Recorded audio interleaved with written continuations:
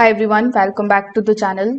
In today's video, I'm going to show you exactly how to fix the Samsung refrigerator when it is not cooling at all in 2026. So cooling depends on proper air circulation and the heat removal. If airflow is blocked or heat cannot escape, the fridge cannot maintain low temperature. So in order to fix it, first of all, you need to set your fridge to around 3 to 4 degrees Celsius and freezer to minus 18 degrees Celsius.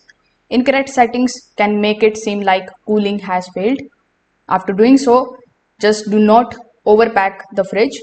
Overloading blocks the air vents inside, so cold air cannot circulate properly.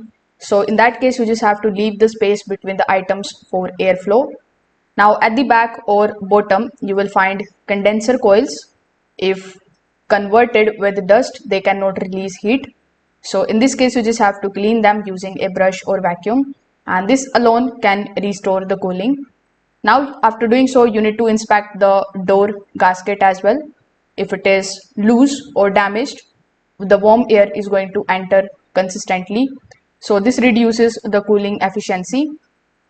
Afterwards, you just have to listen inside the fridge. You should hear a fan running. If not, airflow inside stops and cooling drops. So you can try all of these methods and see if your refrigerator is now cooling properly again. If this video helped you out, make sure that you like this video and subscribe to the channel. Thanks for watching.